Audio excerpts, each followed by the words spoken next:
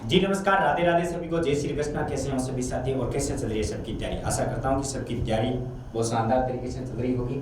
साथियों, हम चर्चा कर रहे थे भारतीय इतिहास पर, और भारतीय इतिहास के संदर्भ में हमने बहुत सारी बातें जानी थी। हमने सिंधु घाटी सभ्यता पढ़ी थी। सिंधु घाटी सभ्यता के बाद हमने वैदिक सभ्यता पढ़ी थी। उसके बाद हमने पढ़ा था कि भाई कैसे जैन धर्म और कैसे बौद्ध धर्म का उद्गम हुआ था। अब जैन धर्म और बौद्ध धर्म का उद्गम हुआ था, तब आपको मैंने बताया था कि इसी समय इंडिया के अंदर, भारत के अंदर 16 महाजनपद भी विकसित हुए थे। 16 महाजनपद में से 3 ऐसे महाजनपद थे जो बड़े बड़े शक्तिशाली थे। मैं शक्तिशाली होने का अर्थ क्या सर? उनके पास हथियार थे। अरे शक्तिशाली, देखो मैं आपको बात बताता हूँ, शायद आपको उसमें समझ में नहीं आएगी, मैं बताता हूँ। जैसे वो जो 3 है, तीनों के तीनों यहीं पर थे। जैसे मगध है, मगधी साइड था मगध। अब हम आज पढ़ेंगे भाई, मगध एक शक्तिशाली साम्राज्य था जहां पर मौर्य साम्राज्य की स्थापना हुई थी।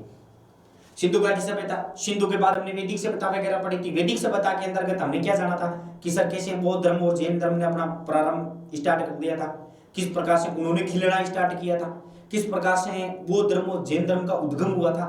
अब उसी के अकॉर्डिंग, ठीक है ना, 16 महाजनपद उसी समय विकसित हुए थे।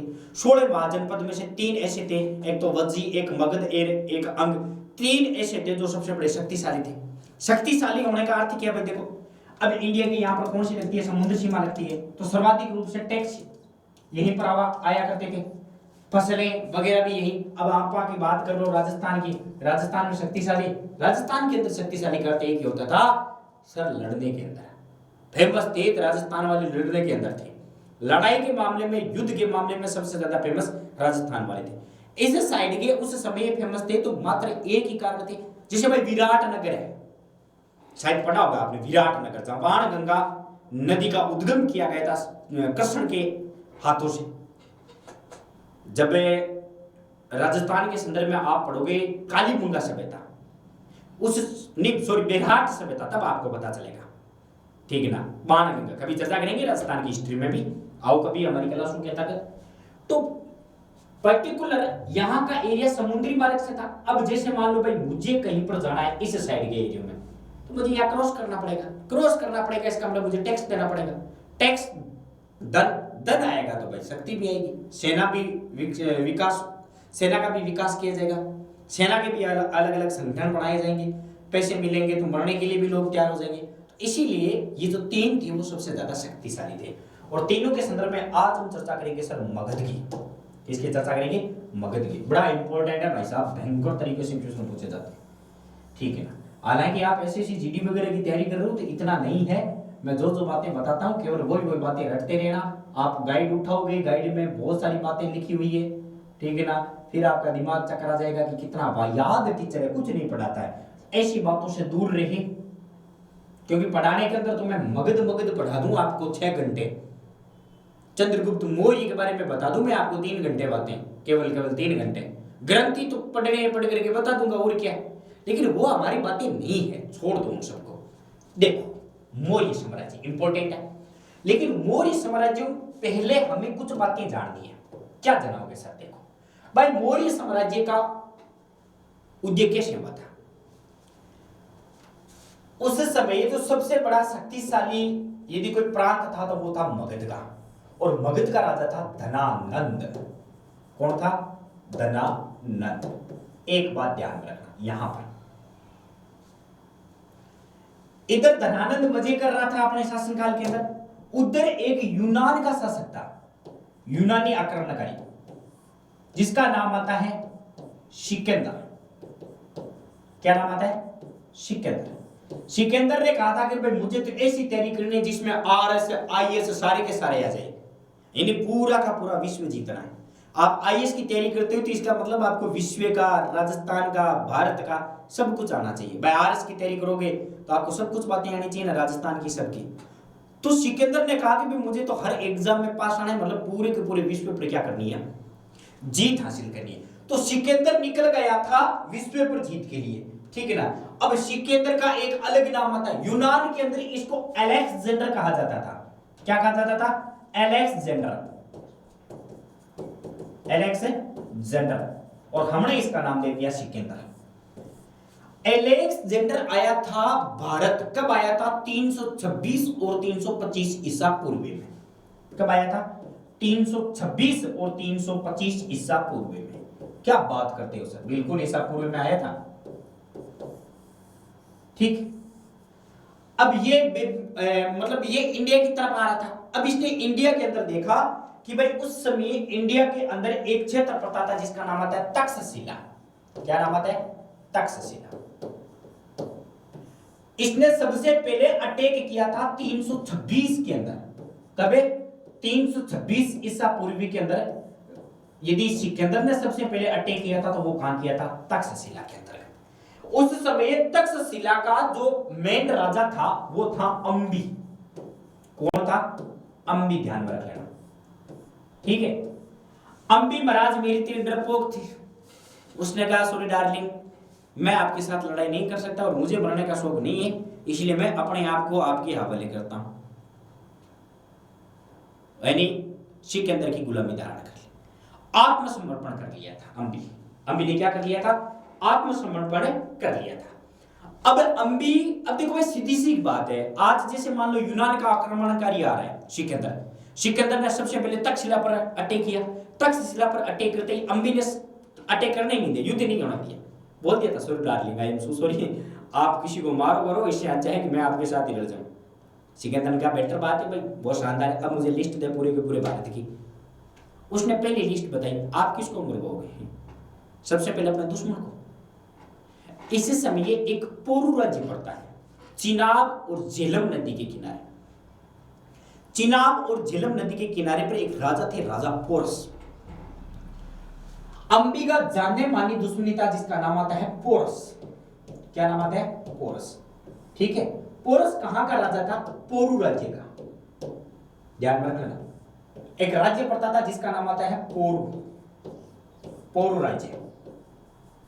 ठीक है, झेलम और चिनाब नदी के किनारे, झेलम और प्लस में चिनाब नदी के किनारे पर एक राज्य बसा हुआ था, बहुत ही पूरा, जिसका नाम क्या आता है?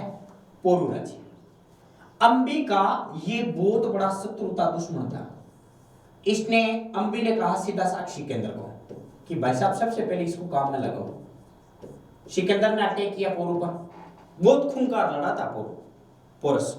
राजा पोरस ने सिकंदर की सेना को बहुत शानदार तरीके से धोया था, लेकिन सिकंदर के पास बहुत सारी सेनाएं थी, शक्तिशाली था, इसलिए राजा पोरस ज्यादा समय टिक नहीं पाए,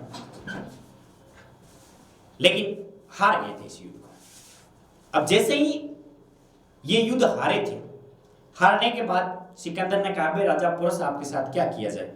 और पोरस बड़े स्वामी भगत थे। पोरस ने वही कहा कि एक राजा को अपने दुश्मन के साथ क्या करना चाहिए, वही करना चाहिए। एक राजा को राजा के साथ क्या करना चाहिए, ये गलत बात है। एक राजा को अपने दुश्मन के साथ क्या करना चाहिए, वही करना चाहिए। उसने कहा छोड़ दिया जाए या बख्श दिया जाए, छोड़ दिया जाए या मार दिया जाए। तो पोरस ने बड़ा शानदार कहा था कि मार दो जे, मुझे कोई खेद नहीं है, लेकिन मैं गुलामी धारण नहीं करूंगा। ये बातें सुनी तो सिकंदर ने कहा कि हे भगवान, तौबा तौबा, मैं ये क्या सुन रहा हूं? मतलब मेरी तलवार की नोक पर ये बंदा बैठा है, जब चाहूं तब खत्म कर सकता हूं, और मौत के मतलब पोरस को लगा ही नहीं कि मौत है। पोरस ने कहा कि जो आपको करना है वो कर दो। एक दुश्मन अपने दुश्मन के साथ कौन सा व्यवहार करता है वो करो। सिकंदर बड़ा राजी हुआ, और सिकंदर ने कहा कि हम आपकी बातों से खुश हुए।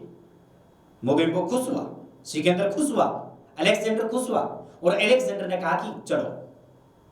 मतलब इतना प्रसन्न हुआ था, सिकंदर ने वापस राज्य दे दिया था।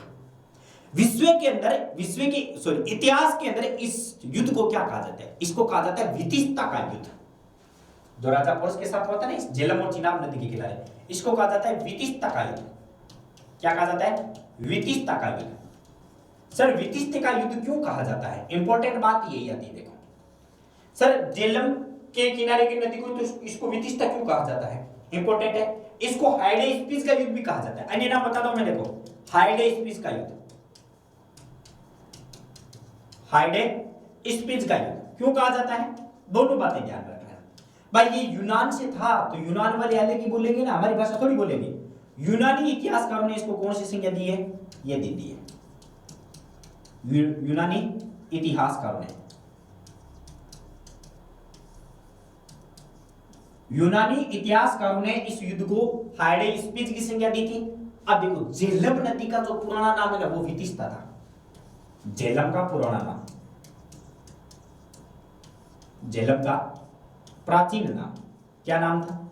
झेलम को प्राचीन नाम था विदिशा, इसलिए इसको विदिशा का युद्ध भी कहा जाता है। ध्यान में रखना, सबसे पहले तक्षशिला पर अटैक किया था 1326 और 25 के अंतर्गत। अंबी शासक था, अंबी ने स्वयं को आत्मसमर्पण कर दिया था सिकंदर। फिर उसने पोरू के राजा पोरस पर अटैक किया। पोरस ने युद्ध लड़ा था झेलम और चिनाब नदी के किनारे, इसलिए इसको विदिशा का युद्ध भी कहा जाता है। और यूनानी इतिहासकारों ने इसको कौन सी संज्ञा दी है? हाइडे स्पीच की संज्ञा दी है। इंपॉर्टेंट बात है, ध्यान में रख लेना। अब यदि आपको पूछ ले जाए तो सर क्या पूछ सकते हैं? लगभग 326 की बात है, 326 के आसपास युद्ध हुआ था। इंपॉर्टेंट बात है, ध्यान में रख लेना। अब देखो एक बात आती है, अब सिकंदर जाना चाहता था कहां पर? मगध। कहां पर अटैक करना चाहता था? मगध अटैक करना चाहता था, मगध पर। हुआ क्या था? अब सिकंदर की नापाक नजरें थी मगध पर, क्योंकि अब देखो जैसे मान लो भाई, सीधी सी बात है, आज हमारे पीएम साहब है नरेंद्र मोदी जी, वो कहां बैठते? वो दिल्ली पर। अब जो दिल्ली की राजगद्दी पर बैठेगा वही सबसे बड़ा शक्तिशाली कहलाएगा। उस समय ये सबसे यदि ज्यादा शक्तिशाली कोई था ना महाजनपद में से, वो मगध था। अब सिकंदर ने स्पष्ट सोच रखा था, मगध पर यदि हमने अधिकार कर लिया तो ऐसे समझो पूरे के पूरे भारत पर अधिकार कर लिया, जैसे अंग्रेजों ने किया था। किस पर? बिहार, अवध और बंगाल। अंग्रेज चाहते थे अपनी कंपनी को ऊंचा उठाना। कंपनी को उठाएंगे तो कंपनी को ऊंचा उठाने के लिए कच्चा माल चाहिए, समुद्री मार्ग चाहिए और टैक्स चाहिए, सबसे ज्यादा पैसा कमाने के लिए। तो वो उस समय अवध, बिहार और बंगाल था। इसी भाई साहब ने यही सोचा था, पहले मगध की नस्ल मरोड़ते हैं ताकि पूरा का पूरा इंडिया के अंदर आ जाए। भाई मगध पर अटैक करेंगे ना धनानंद पर, और धनानंद यदि मान लो सिकंदर के हाथ लग गया तो 16 में से 14 महाजनपद तो स्वयं में आ जाते कि भाई साहब हमें भी आप कर लो। एक दो को मेरी तरह बचते, वो लड़ करके मर जाते, तो इंडिया पर अधिकार हो जाता भारत पर पूरा का पूरा। इसीलिए सबकी नापाक नजरें कहां पर थी? मगध पर। अब मगध की तरफ रवाना होना चाहता था कौन? सिकंदर। कौन होना चाहता था? सिकंदर। ठीक है ना। अब हुआ क्या था? सिकंदर लगभग इस साइड था, इस साइड था। अब पहले वो पाकिस्तान का पूरा एरिया हमारा ही था, ठीक है ना। सिकंदर इस साइड था। अब सिकंदर अटैक करना चाहता था मगध पर। बीच के अंदर यहां पर 5 नदियों का संगम पड़ता है, जिसको हम कहते हैं पंच नदी। क्या कहते हैं? पंच नदी। अब सहित आपको पहले भी हमने क्लास स्टार्ट की तो वो क्या क्या बोला था हमने कि सिकंदर पूरे के पूरे विश्व पर अधिकार जमाना चाहता था। सिकंदर बहुत पहले यूनान से निकला था। अब उसकी सेना ना गांव गई, बीवी के मैसेज आते थे, आना तो आजो वरना मैं भी सीमा बन जाऊंगी, आना तो आजो वरना मैं भी अंजू बन जाऊंगी। अब सेना बार बार तंग करे सिकंदर को कि भाई साहब आपकी भाभी का फोन आ रहा है, मैसेज आ रहे हैं, बार बार मैं क्या रिप्लाई दूं, टाइम फिक्स है नहीं, जब चाहो तब बोल दे तो आज इसके साथ युद्ध करना है। अरे कम से कम बीवी से मैसेज पर तो बात करने दो ताकि कहीं वो सीमा और अंजू ना बन जाए। सिकंदर ने कहा नहीं। लेकिन फिर देखो क्या हुआ, सेना ने दम तोड़ दिया था। तो कितना लड़ेंगे यार, साल 1.5 साल लड़ लिए, 2 साल, 20-20, 25-25 साल घर तक नहीं गए थे।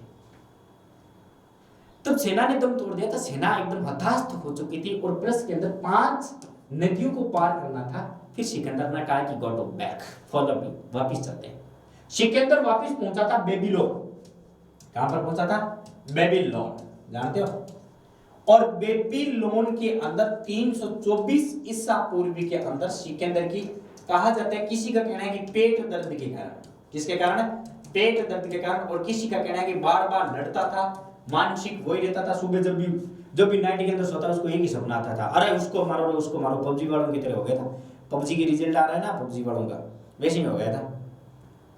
और उसका दिमाग केवल युद्ध में चलने लग गया था। अब जाहिर बात है, आप रात और दिन पढ़ो, जब उठो तभी किताबें लो, जब बैठो तभी किताबें लो, जब सो रात और दिन सोचो, आपका भी दिमाग खराब हो जाएगा। मस्तिष्क से इसको रेस्ट भी चाहिए। कभी सोच के देखना, एक चीज मैं बताऊं, मान साइकोलॉजी है, मैंने साइकोलॉजी पढ़ाई है, ऐसी बात नहीं, सेकंड ग्रेड के अंदर मौका मिला था। मैंने जब साइकोलॉजी पढ़ी थी ना, तब मैंने एक बात देखी थी, आप जिस चीज को, जिस बात को, जिस ख्याल को बार बार सोचोगे, आपका माइंड है वो उसी प्रकार डाइवर्ट होगा। जैसे हम लोग गलती करते हैं, कौन सी, 12th में आने के बाद, 12th के एग्जाम देने के बाद जैसे ही कॉलेज में जाते हैं ना, 90% बंदे स्टडी से परे हो जाते हैं, हालांकि वो कॉलेज जाते हैं। कुछ बच्चे जो बहुत जल्द नौकरी लग जाते हैं, उनमें और कॉलेज लाइफ के अंदर थोड़ा फर्क हो जाता है। नौकरी लगने वाले फॉर्म भरवाएंगे और केवल पढ़ेंगे, और नई नौकरी लगने वाले, शायद आपको पता होना चाहिए, आज वो उसके साथ फरार, गुट बन जाते हैं कॉलेज में। जैसे कॉलेज लाइफ में जाओगे गुट बन जाएगा, आपके अंदर सुंदरता का निखार होगा। 12th क्लास तक जब आप पढ़ते हो ना, तब आपको खूबसूरती क्या होती है इसका पता ही नहीं रहता है। जब आप कॉलेज लाइफ में जाते हो तो अचानक सडनली एकदम जज्बात पलट जाते हैं आपकी जिंदगी में, आपको सुंदरता अपनी ओर मोहित करने लग जाती है, और वही किशोर अवस्था की हमारी सबसे बड़ी गलती होती है। हम लोग उस सुंदरता की ओर अग्रसर हो जाते हैं, किताबें पीछे छूटती जाती है, हमारे सपने पीछे छूटते जाते हैं, और हम लोग थोड़ा सा डाइवर्ट हो जाते हैं। या तो क्या करेंगे, पैसा कमाने की सोच आएगी, फिर हमारे दिमाग में एक ही चीज आती है, बस मुझे पैसा कमाना है। यहां से हमारी जिंदगी की लाइन है वो थोड़ी सी करेक्ट हो जाती है।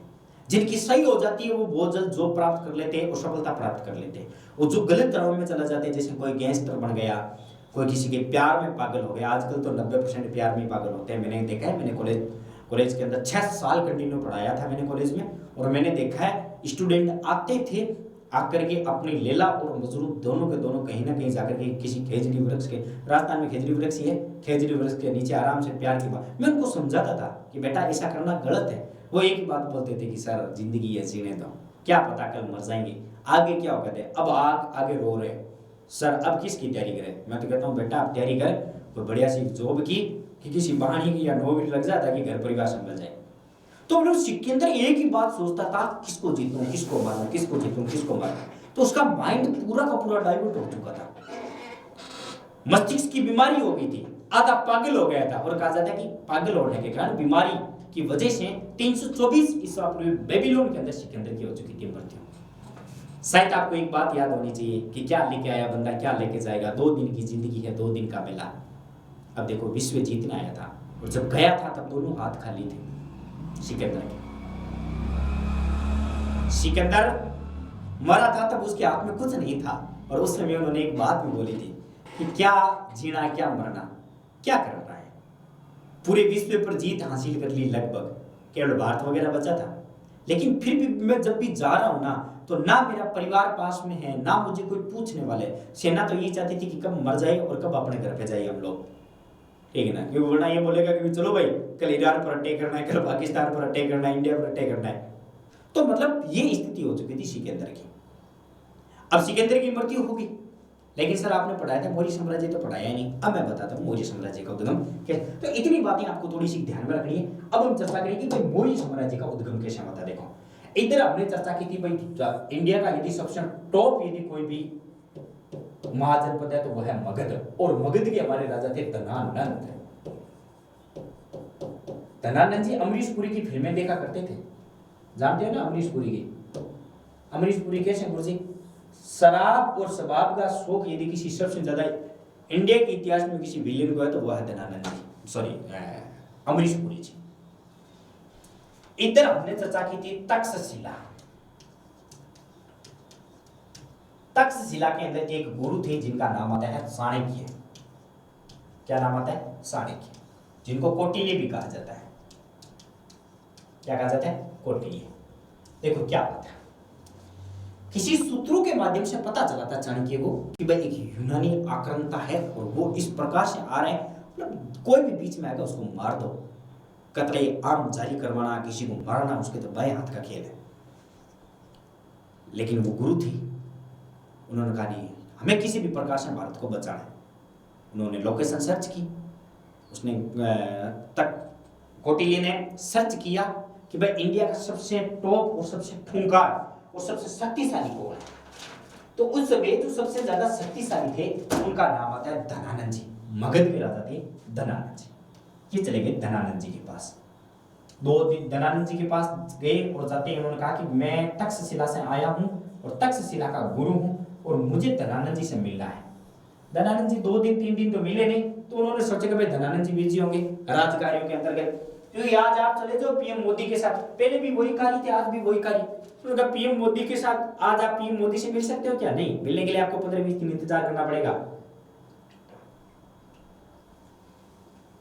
अब आप बोलोगे सर वोट तो हमने दिए थे, वोट दिए तो आपने अपनी मर्जी के अनुसार दिए थे, मिले ना मिले ऊंची तो इनके है ना, ठीक है ना। तेरा गले मिलना या ना मिलना कहावत भी है बड़ी शानदार।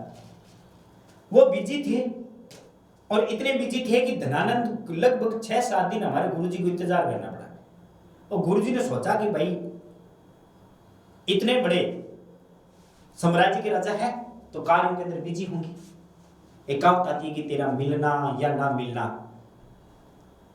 एक बात है, लेकिन तेरा गले लगना या ना लगना, पर तेरा मन करता है कि मैं तेरे गले लगूं। अब धनानंद जी वो चाणी के साथ 3-4 दिन इंतजार किया उन्होंने, फिर एक दिन ऐसे बैठे थे दरबार के अंदर, कहा कि मैं खुद जाकर देखता हूँ। वो चले गए थे उनके शयन कक्ष के अंदर, आगे गए धनानंद जी बड़े शानदार तरीके से विचित्र स्थिति के अंदर बैठी थी, 2-3 कन्याएं थी, कोई अंगूर खिला रही थी, कोई उनको पानी पिला रही थी, सेवा कर रही थी बेचारी। धनानंद ने देखा, देखते गए ये कौन सा है, फिर कहा चलो भाई राजा है, अय्यासी शराब और शबाब का शौक तो राजा महाराजा को पहले भी था। अब जैसे वो घुसते धनानंद ने कहा कौन हो आप?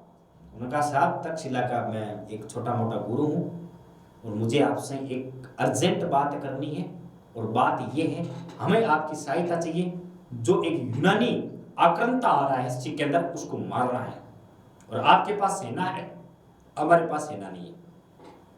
धनानंद ने कहा गुस्ताखी माफ हो, उसको मारने से पहले मैं तुझे मार दूंगा, और ऐसे करके दोनों के बीच में विवाद उत्पन्न हुआ था।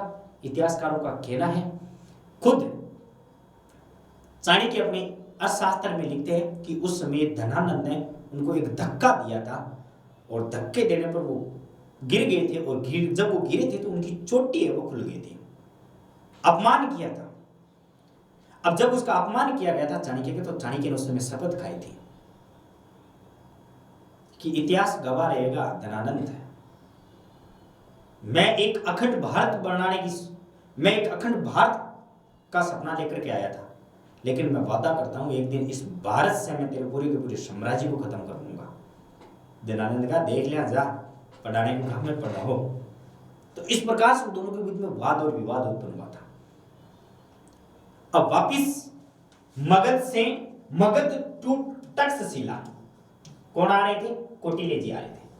अब कौटिल्य गुस्से में थे, क्योंकि आपको पता है कि राजा रंक फकीर, अग्नि और जल, इनकी प्रीत कभी भी नहीं पालनी चाहिए। यदि प्रीत पालो तो भी इन पर कभी भी विश्वास नहीं करना चाहिए। राजा रंक फकीर, अग्नि जल, प्रीत ना पालिए, पालो तो विश्वास ना कीजिए। अब राजा जी गुस्से में आ रहे थे, राजा जी क्या गुरु जी गुस्से में आ रहे थे। बीच में एक जंगल पड़ता है मगध के क्षेत्र में, क्या पता है? जंगल। उन्होंने जंगल के अंदर एक बहुत बड़ा कांड देखा था, जो आप सोच रहे वो कांड नहीं देखा था। जंगल के अंदर एक शिकारी के पास कुछ बच्चे थे, कुछ क्या थे? बच्चे थे, और वो बच्चे क्या कर रहे थे? एक खेल खेल रहे थे। कौन सा सर? वो बच्चे खेल रहे थे निशानेबाजी का। किसका? निशानेबाजी का,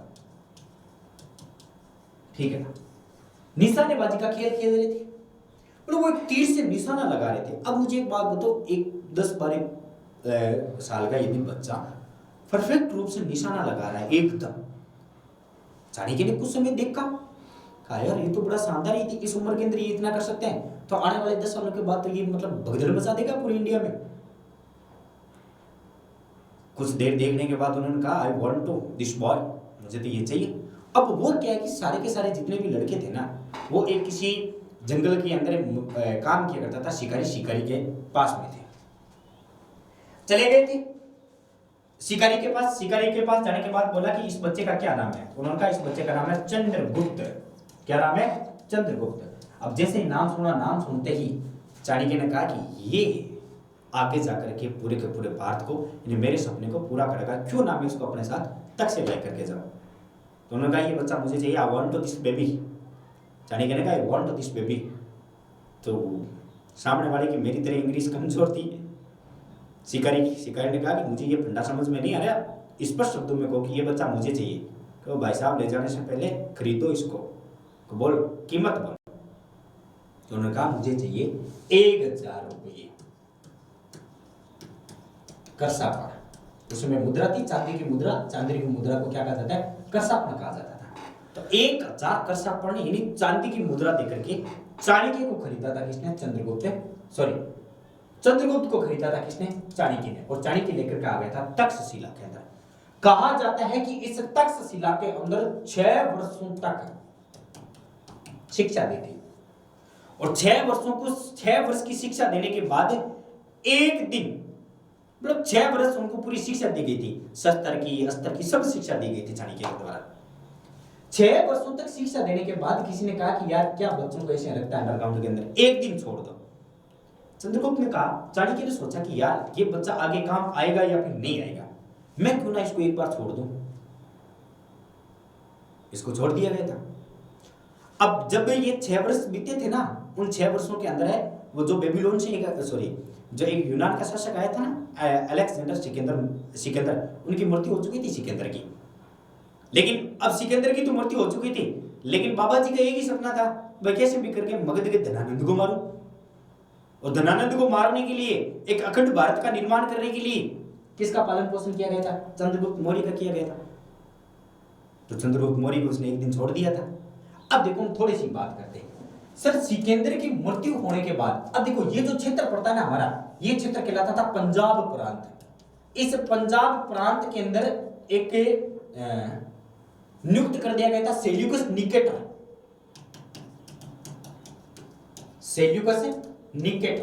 जानते हो सेल्यूकस निकेटर? ये सेल्यूकस निकेटर सेनापति था किसका, सिकंदर का। सेनापति था किसका, सिकंदर का। भाई साहब चंद्रगुप्त मौर्य सीधे तक्षशिला से छूटते ही सीधा गया था यहाँ पे, और यहाँ पे जाकर के इसने एक बहुत बड़ा कर्मकांड कर दिया था। क्या कर दिया था, कुछ इतिहासकारों का कहना है, देखो कहानी दंत कथाएं याद करो। गया, जाते ही अखाड़ा चल रहा था। अखाड़ा जानते हो ना, अखाड़ा जहां पर जो मठुंड होते हैं ना, वो लड़ाई कर रहे थे, अब भिड़ रहे थे। उस समय ये सेल्यूकस निकेटर की पुत्री का नाम था, जिसका नाम आता है हिलेना। क्या नाम आता है, हिलेना या फिर हेलिना, एक ही बात है, हिलेना भी खड़ी थी। चंद्रगुप्त ने देखा, देखती चंद्रगुप्त को नजरों से प्यार हो गया था। एक तरफा मोहब्बत लेकर के चंद्रगुप्त खड़ा था। अब चंद्रगुप्त चाणक्य का चेला था। अब वहां पर कोई अखाड़े के अंदर लड़ने वाला नहीं था, तो तब इससे सेल्यूकस निकेटर ने कहा था कि कोई है मर्द लड़ने वाला। चंद्रगुप्त ने कहा आई एम कमिंग सर। उम्र क्या थी, लगभग 20-21 साल उम्र थी शायद चंद्रगुप्त की। जाकर के लड़ना स्टार्ट कर दिया था, बड़ा शानदार तरीके से धोया था। इधर पटका उधर पटका, इधर पटका उधर पटका, और नैन से नैन मिल गए थे हेलिना के। कहा जाता है कि दोनों को एक तरफा मोहब्बत हो चुकी थी, और फिर वो वहां से वापिस आ गया था, पूरा का पूरा एरिया का चक्कर लगा करके चाणक्य के पास। फिर चाणक्य ने समझाया कि मूर्ख, मैंने तुझे ये देखने के लिए इतनी शिक्षा नहीं दी थी। तो कहा गुरुजी काम बताओ, कि काम यही है कि अब अपनी सेना बढ़ा और मगध पर अटैक कर। मगध की राजा है धनानंद, जिसने तेरे इस गुरु का अपमान किया था, और अब हमें एक अखंड भारत का निर्माण करना है। किसका करना है, अखंड भारत का निर्माण। सपना सबसे पहले किसने देखा था, अखंड भारत का चाणक्य ने देखा था। बहुत बार पूछे गए अखंड भारत के निर्माण का सर्वप्रथम सपना किसने देखा था, तो चाणक्य ने देखा था। उन्होंने कहा था कि यहाँ पर सबसे शक्तिशाली है मगध, और मगध का शासक है धनानंद। उसने कहा डोंट वरी, नो टेंशन गुरुदेव, आपका सपना पूरा मैं करूंगा। चाणक्य ने अपनी सेना तैयार करके इसको पूरा का पूरा ध्वस्त कर दिया था। क्या कर दिया था, ध्वस्त। अब बचा एक उधर यूनान का, और यूनान का कौन सा था, यूनान का था सेल्यूकस निकेटर। कौन सा था, मैं निकेटर लिख रहा हूं, क्या निकेटर था। अब उसको पता चला ससुर जी से भी तो युद्ध करना है, क्योंकि मन प्यार हो चुका था। अब इधर मगध का नया राजा कौन बन गया था, मगध का बन गया था चंद्रगुप्त। और चंद्रगुप्त ने अटैक किस पर किया, यूनान के शासक सिकंदर पर। पंजाब प्रांत के अंदर जो सेनापति अब तो वो मर गया था सिकंदर, तो अब नया राजा कौन था? सेल्यूकस निकेटर था। सेल्यूकस निकेटर के साथ युद्ध किया और युद्ध करने के बाद विजय प्राप्त हो चुकी थी, और विजय प्राप्त करने के बाद में इन दोनों के बीच में एक समझौता हुआ था। इस समझौते के तहत इसकी जो पुत्री थी हिलेना, हिलेना के साथ इन्होंने क्या कर दिया था? विवाह कर दिया था। अब विवाह करेगा तो दहेज भी देना पड़ेगा। तब सेल्यूकस निकेटर ने अपने दामाद जी को कुछ दहेज दिया था। मैं 2-3 बातें आपको लिखवा देता हूं, ठीक है ना? तो आप थोड़ा सा ध्यान में रख लेना। 2-3 बातें जो प्रमुख रूप से बातें हैं वो आपको याद करनी पड़ेगी, ठीक है ना? Seleucus Nicator, Seleucus Nicator versus Chandragupta Maurya. Chandragupta Maurya और सेल्यूकस निकेटर के बीच में युद्ध हुआ था। कब हुआ था? 305 ईसा पूर्व में। 305 ईसा पूर्व में युद्ध जीता कौन था? चंद्रगुप्त मौर्य जीता था। अब सेल्यूकस निकेटर ने इसको कुछ उपहार में दिया था। उपहार जानते हो क्या? दहेज में, क्योंकि उनकी पुत्री के साथ विवाह कर दिया तो हम दहेज कहेंगे। 4 क्षेत्र दिए थे, Kabul, Kandahar, Balochistan. Number 1 Kabul, number 2 Kandahar, number 3 Balochistan,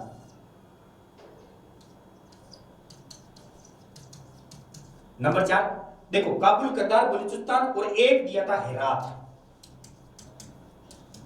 4 क्षेत्र दहेज में दिए गए थे। किसको? चंद्रगुप्त मौर्य को, यानी उपहार में दिए गए थे। अब बदले में चंद्रगुप्त मौर्य का भी तो फर्ज बनता है ना कुछ ससुर को देना। चंद्रगुप्त मौर्य ने बदले में दिए थे हाथी, और सेल्यूकस निकेटर ने अपनी जिंदगी के अंदर पहली बार हाथी देखे थे। कहा कि साहब ये क्या है? ये हाथी है, इसकी वजह से हमने आपको हराया। उन्होंने कहा यार ये इतने बड़े क्या है? उन्होंने कहा ससुर जी ये हाथी है, देखो आप हाथी उनको। तो चंद्रगुप्त मौर्य ने हाथी दिए थे और इनका क्या हो चुका था? विवाह। याद रखना, विश्व का पहला अंतरराष्ट्रीय विवाह, अंतरराष्ट्रीय विवाह। हमारे सचिन साहब साधु भाई बढ़ गए थे इनके, क्योंकि ये पंजाब प्रांत में पाकिस्तान में था। तो विश्व का पहला अंतरराष्ट्रीय विवाह देखा जाए तो हेलेना और सिकंदर का है। हेलेना और सिकंदर का विवाह होने के बाद अब पूर्ण रूप से इसने क्या कर दिया था? पूरे के पूरे भारत पर, यानी संपूर्ण भारत पर अधिकार जमा लिया था। किसने? चंद्रगुप्त मौर्य ने। और चंद्रगुप्त मौर्य ने संपूर्ण भारत के अंदर मौर्य साम्राज्य की क्या कर ली थी? स्थापना कर ली थी। क्या कर ली थी? मौर्य साम्राज्य की स्थापना। 323 ईसा पूर्वी से लेकर के 189 ईसा पूर्वी तक जो साम्राज्य चला था उसको हम कहते हैं इतिहास के अंदर मौर्य साम्राज्य, ना कि मगध साम्राज्य। मगध का पतन कर दिया था। मगध आपके है नहीं तो ध्यान में रखना, बस इतना पूछा जा सकता है कि मौर्य काल से पहले मगध के राजा कौन थे? धनानंद थे। तो चंद्रगुप्त मौर्य ने संपूर्ण रूप से भारत पर क्या कर लिया था? अधिकार कर लिया था। इसने विवाह भी कर लिया था। अब देखो ये 2 बातें और आती हैं। अब जब विवाह किया था ना तो सेल्यूकस निकेटर ने एक रक्षक भेजा था जिसका नाम आता है मेगस्थनीज। मेगस्थनीज कौन था? ठीक है, एक ये दरबारी था। देखो एक्चुअली में क्या है, हम लोग ना वो इतिहासकारों की बहुत बड़ी मतलब प्रशंसा करते हैं। जैसे हमारे इतिहासकार थे, हम लोग क्या करते थे भाई, इतिहासकारों को बड़े शानदार रखते थे। आओ जी फलाना ये ढिंकड़, उनको राज दरबार में अच्छी जगह देते थे। यूनान वाले ऐसा नहीं किया करते थे। यूनान वाले उनके साथ व्यवहार करते थे कैदियों की तरह। जैसे हम लोग दासियां दिया करते थे ना, ठीक है ना, उसी प्रकार से वो क्या कर देते थे, किसी को साथ में दिया। ये बड़ा शानदार इतिहासकार निकला था।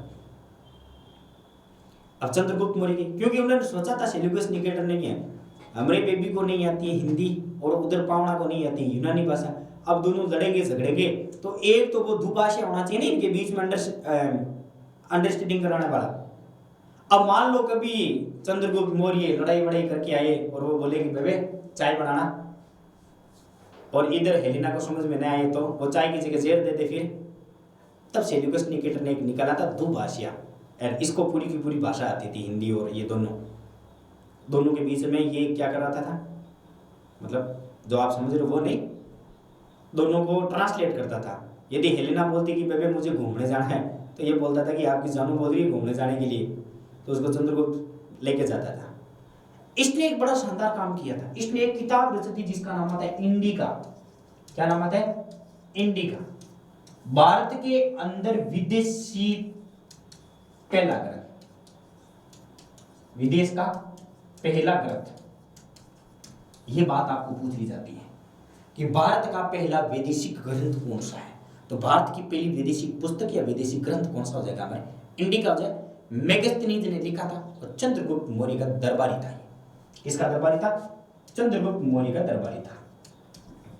चंद्रगुप्त मौर्य का दरबारी था।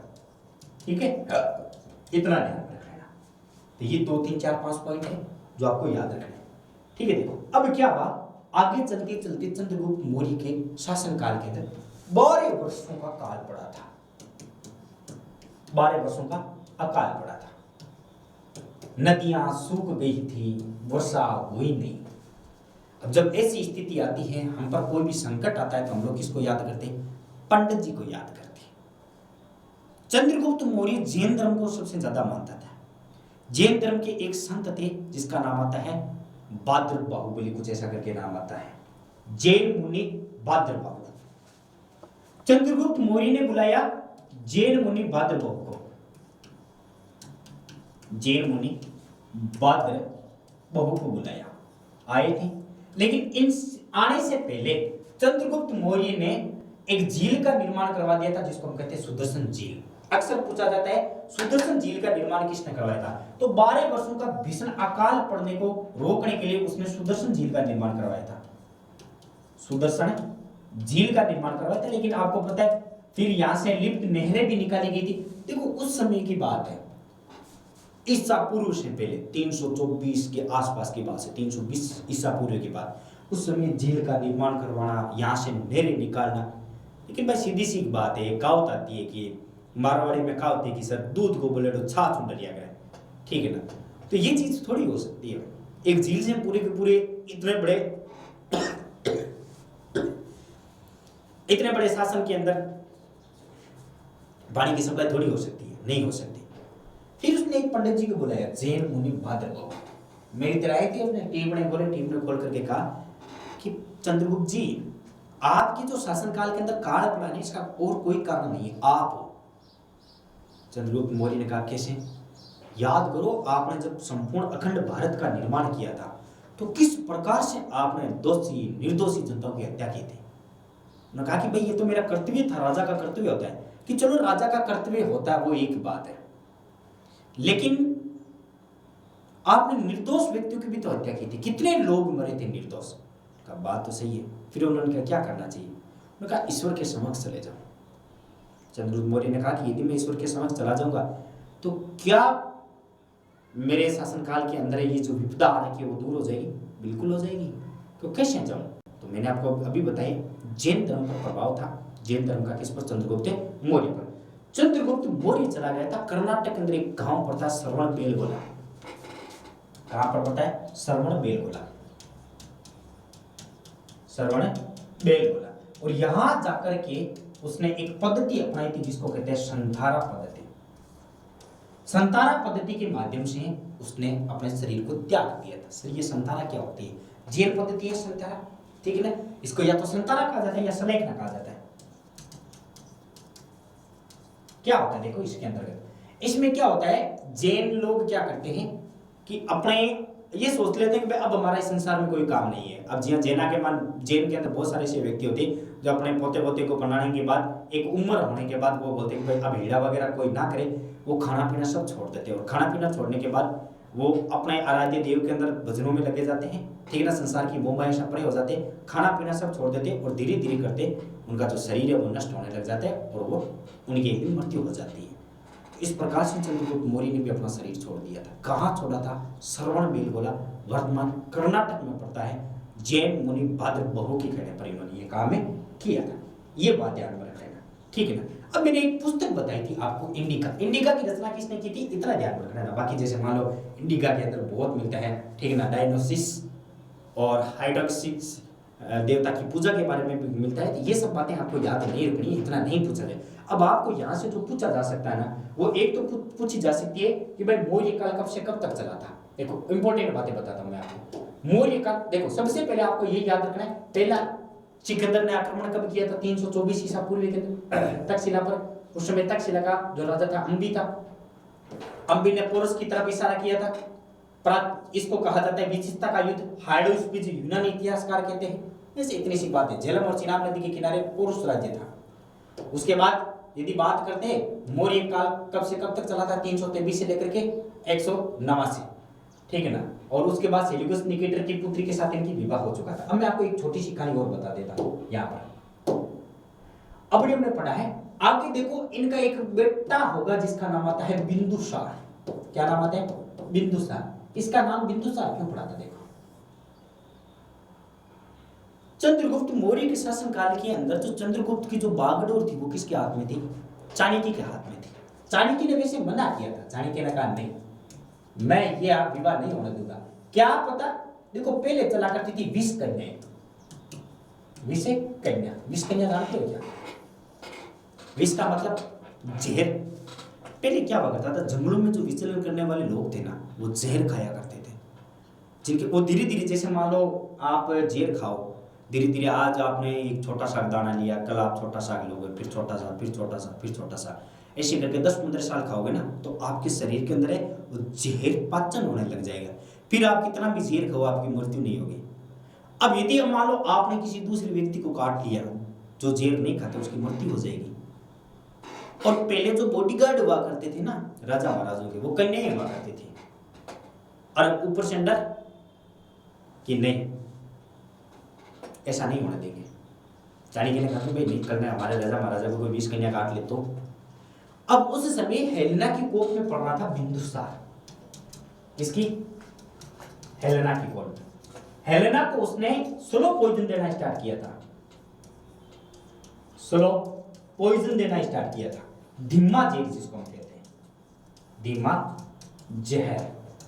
अब जब बिंदुसार जन्मा था ना, तब बिंदुसार के शरीर पर वो जहर के काले धब्बे थे, इसलिए इसका नाम क्या पड़ गया था?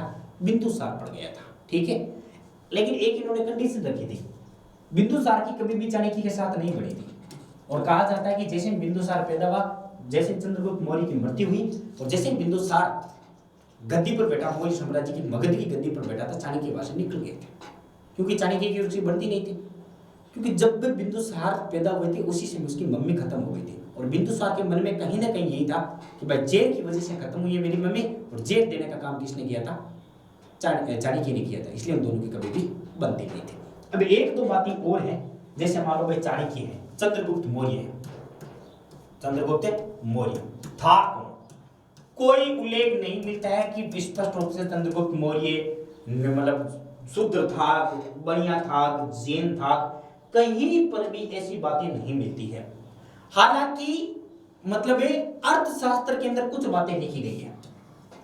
अर्थशास्त्र की रचना किसने की थी? चाणक्य ने। चाणक्य ने कहा था कि ये भारत का मुक्तिदाता है। क्या है? मुक्तिदाता है। विशिष्ट परिस्थितियों में राजा बनने वाला है। भाई एक ऐसी परिस्थिति आ चुकी थी जिसमें कोई भी ये नहीं था कि भाई ये भारत है तो अखंड भारत का निर्माण कर किया था। ये विशिष्ट परिस्थितियों में यदि कोई पैदा हुआ था तो वो चाणक्य हुआ था। अब भाई चंद्रगुप्त मौर्य ने नहीं कहा था कि क्षत्रिय वगैरह क्या है, वैसे बहुत सारी बातें आती है, ठीक है ना। चंद्रगुप्त इसलिए नाम निकाला गया था इसका क्योंकि ये अपना ये सर पर चंदवा रखता था श्री कृष्ण भगवान की तरह। मोर के चंदवे का प्रतीक भी मौर्य वंश का था। छोड़ दो बातें, आपको नहीं याद करनी है, जब आप IAS की तैयारी करो तब आप ऐसी बातों पर थोड़ा सा ध्यान रख लेना। एक विशाख दत्त की रचना है, एक बुक आती है विशाख दत्त की जिसका नाम आता है मुद्रा राक्षस। क्या नाम आता है? मुद्रा राक्षस। विशाख दत्त की मुद्रा राक्षस के अंदर चाणक्य को क्या कहा गया है? मुद्रा राक्षस के अंदर चाणक्य को वृषभ कहा गया है। क्या कहा गया है? वृषभ। किसके द्वारा है? विशाख दत्त की लिखी गई है। विशाख दत्त की लिखी गई। विशाख दत्त द्वारा कृत मुद्रा राक्षस में चाणक्य को वृषभ कहा गया है। ये कथन बहुत बार पूछा जाता है, ठीक है। हालांकि जैन ग्रंथ इनको कहते हैं कि चाणक्य जैन था। जैन ग्रंथों में चाणक्य को जैन कहा गया है। कुछ इतिहासकारों का कहना है कि चाणक्य नहीं, चंद्रगुप्त। कुछ इतिहासकारों का कहना है जैसे ब्राह्मण ग्रंथ है तो ब्राह्मण ग्रंथों में चंद्रगुप्त मौर्य को ब्राह्मण का दर्जा दिया गया। इंपॉर्टेंट फैक्ट आपको ये याद रखना है, ठीक है। हालांकि अर्थशास्त्र में कहीं पर भी चंद्रगुप्त मौर्य की जाति के संदर्भ में आपको फैक्ट नहीं मिलेगा कि हु इज दिस ये कौन सी कैटेगरी से शामिल है होता है। ये बातें थी चंद्रगुप्त मौर्य के संदर्भ में। अगला शासक हम पढ़ेंगे बिंदुसार। तब तक के लिए सभी साथियों को जय हिंद जय भारत। क्लास कैसी लगी कमेंट करके जरूर बताएं।